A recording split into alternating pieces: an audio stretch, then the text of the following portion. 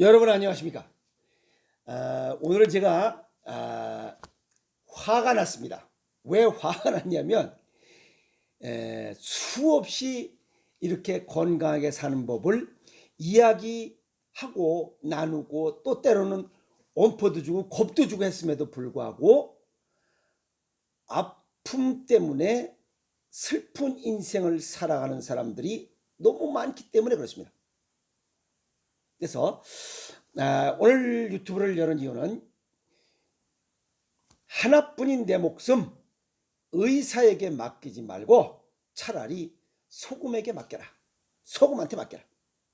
오늘 그 이야기 하려고 유튜브를 열었습니다.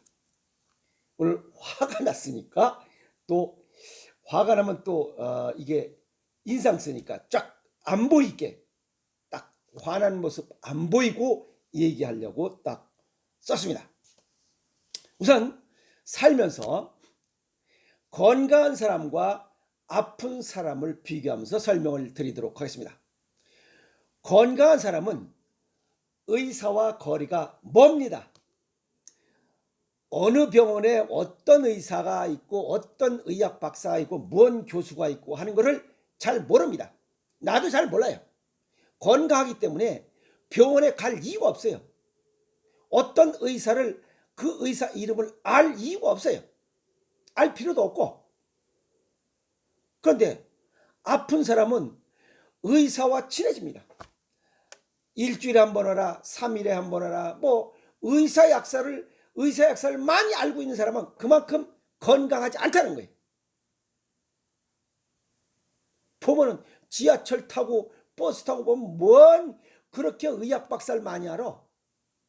어느 병원에 누구, 어느 병원에 누구, 뭔 그렇게 박사를 많이 하는지 난 이해가 안 가요. 병원에 자주 들락날락하니까 의학 박사를 많이 하는 거예요. 의학 박사를 많이 할수록 인생이 불쌍해집니다. 불편해져요. 아시겠습니까? 그래서 의학 박사, 의사와 멀어지고 약사와 멀어질수록 건강한 삶을 살아가고 있다. 이렇게 보시면 됩니다. 알기 쉽게.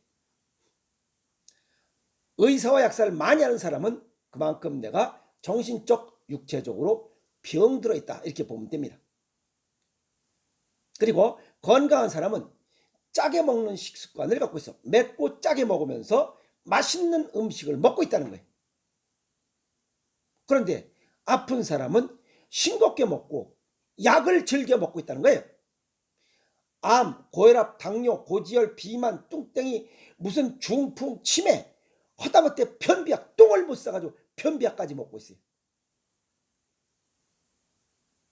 이거 심각한 겁니다. 우리가 살면서 오복이라고 하죠. 오복. 수, 부, 강령, 유호덕, 무지리종, 고종명이에요. 여기 수는 오래 살고 자식이 또 자식을 낳는 아들, 손자를 볼 수 있도록 오래 사는 거야. 그 다음에 부는 남한테 돈 꾸러 다니지 않을 정도로 먹고 살면 됩니다. 그 다음에 강령, 정신적, 육체적으로 건강하면 됩니다. 유호덕, 내가 가지고 있는 것 나누고 베푸는 것을 좋아하는 그런 멋있는 삶을 살아가는 사람. 그 다음에 무지리종 고정명, 아픔 없이 살다가 잠자는 듯이 저세상으로 가는 자연사하는 그러한 삶을 살아가는 사람들이 바로 오복을 갖고 있는 거예요. 그 사람들이 바로 건강하게 사는 사람들이에요. 그렇게 사는 사람들을 보고 우리가 뭐라 그러냐면 복 받았다고 그래요. 그런데 아프게 살다가 병원에서 죽어가는 사람 보고 복 받았다 이런 얘기는 하지 않습니다. 아이고 어쩌다가 이런 얘기죠. 얼터너티브 양자택일이에요. 나는 오복을 누리면서 건강에 살다가 무지리종 고종명, 아픔 없이 살다가 잠자는 듯이 하늘나라로 가고자 한다면 생각과 이 행동을 바꿔야 됩니다. 의식을 바꿔야 돼요. 뭘로? 의사와 멀어지기 위해서 노력해야 돼요. 의사와 가까워지려고 뭐 어디 똥구멍 조금만 아파도 병원에 가고, 어디 뭐 콧구멍 조금만 아파도 병원에 가고. 의사와 가까워질수록 본인의 수명은 점점 짧아진다고 보면 돼요. 아시겠어요? 네. 또 내 목숨은 내가 지켜야 됩니다. 내 목숨은 내가 지켜야지. 누가 지켜줘? 의사가 지켜줘요? 천만의 말씀이에요. 건강하게 장수하는 것은 내 스스로 지켜야 돼. 내가 지켜야 됩니다. 의사가 절대 지켜주잖아요. 의사가 지켜주는 것은 어떻게 하든지 약물을 많이 투약하고, 어떻게 하든지 이런 자기 영리를 목적으로 해서 돈 불리는 거예요. 그 한 사람이 어떻게 수많은 환자를 다 살려요. 나는 내 혼자만 신경 쓰면 돼요. 나 혼자만 신경 쓰면 얼마든지 신경 쓸 수 있어. 건강하게 살 수 있어요. 그런데 의사 한 명이 수천 명을 어떻게 살려? 예를 들어서 돈만을 나 혼자 쓰면 나 혼자 만을 쓸 수 있어요. 그런데 돈만을 10,000명이 쓰면 한 사람이 1원밖에 못 쓰는 거예요. 그런 생각을 왜 안 해봤어요? 내 목숨 내가 지켜야지. 의사가 지켜주나? 아니에요. 의사 너무 좋아하지 마세요. 급할 땐 가야지. 때에 따라서는. 가능한 의사와 약사와 멀리하는 것, 그것이 복받은 사람들이. 그리고 자기를 지키는 거예요. 나 혼자 내가 지키면 되지. 의사 한 사람이 수많은 사람을 어떻게 다 지켜? 그건 불가능한 얘기예요. 못 고친다는 얘기. 그리고 지켜주지 못한다는 얘기. 건강하게 사는 법은 조건이 정상 체온을 유지해야 돼. 36.5도에서 37.2도의 체온을 유지할 수 있어야 돼. 두 번째는 면역력이 높아야 돼요. 세 번째는 우리 몸의 pH 농도가 7.3에서 7.45를 유지해야 돼요. 이렇게 유지해야만 혈액순환이 원활해져요. 그래서 건강하게 사는 거예요. 의사와 멀어지는 거예요. 의사 가까이 하지 않아도 내 건강 내가 살고 내 목숨을 내가 지킬 수 있어요. 그런데 이런 36.5대 37.2도를 유지하고 면역력을 보강하고 pH가 7.3에서 7.45를 정상적인 이런 pH 농도를 유지해서 원활한 혈액을 원활하게 하는, 혈액순환을 원활하게 하는 이러한 뒷받침이 될 수 있는 게 소금이에요. 천일염과 죽염이에요. 이거는. 천일염과 죽염으로 만든 음식이에요. 이게 소금의 주도적인 역할이야. 왜? 이걸로 만든 음식을 먹어야 되기 때문에. 이런 조건, 건강하게 사는 조건을 만드는 가장 주도적인 역할이 소금이 최고의 첫 번째 역할을 한다는 거예요. 천일염과 죽염으로 만든 간장, 된장, 고추장, 장아찌, 절임 음식, 젓갈류예요. 이런 음식을 먹지 않고는 절대 건강하게 살 수가 없어요. 수없이 얘기하는 거예요. 그런데 이렇게 소금을 멀리하고 싱겁게 하고 쓰고 달고 차고 싱겁게 수달차싱 이렇게 먹는 사람은 35도 36.5도에서 37.2도를 유지할 수가 없어요. 그러니까 35도 이하로 내려가. 36도 이하로 내려가. 몸이 차가워지는 거예요. 면역력이 떨어져요. pH가 7.35 이하로 떨어져요. 그러면 혈액순환 장애가 생겨. 혈액순환 장애가 생기면 암, 고혈압, 당뇨, 고지혈, 비만, 치매, 중풍, 뇌경색 어떤 거든지 와. 그런데도 싱겁게 먹어야 되나? 그건 아니잖아요. 그래서 내가 오늘도 이런 내용을 수없이 얘기했지만 이걸 간단하게 요약해서 정리한 이유가 주변 사람들이 조금만 더 짭짤하고 매콤하고 짭짤하게 내 얘기 듣고 그렇게 음식을 실천했더라면 이런 일은 없었을 거예요. 어젠가 어제 자전거 타는데 어떤 나이가 한 50줄 넘었어요.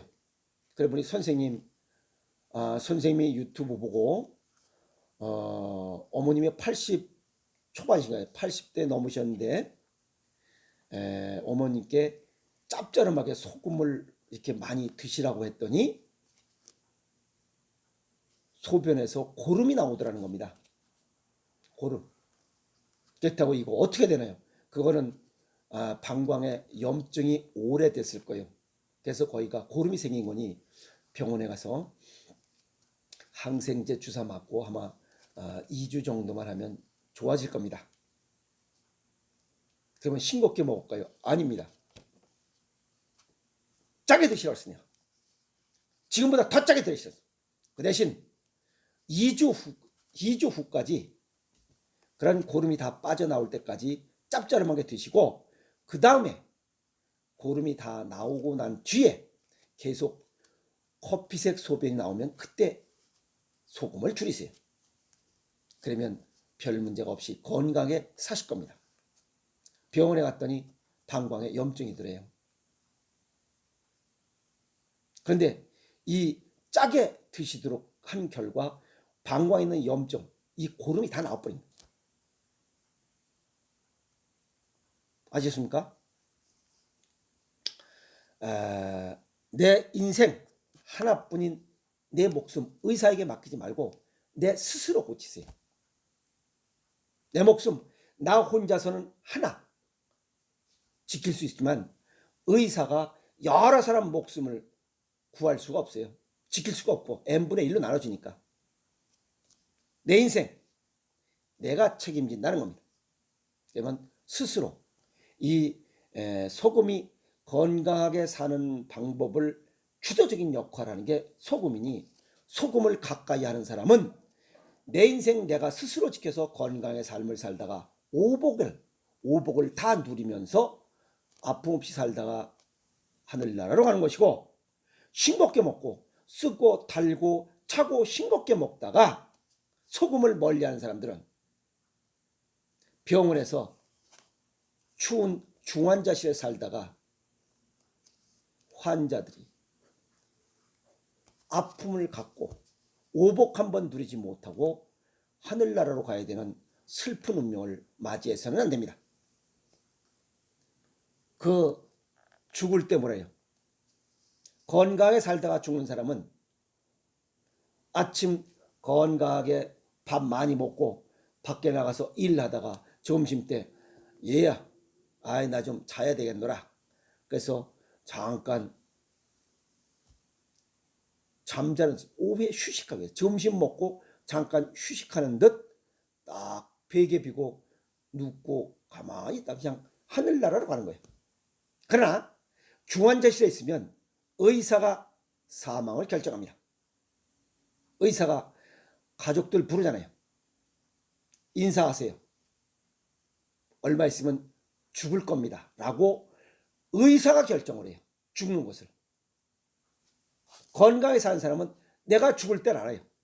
그래서 아침 잘 먹고 점심 잘 먹고 한잠 푹 자면서 그냥 이승을 하직하고 저 멋있는 하늘나라로 가는 것이고, 그렇지 않은 이런 중환자실에 아픔을 달고 의사를 좋아하고 의사와 친하고 약을 좋아하는 이런 사람들은 의사가 결정해 줍니다.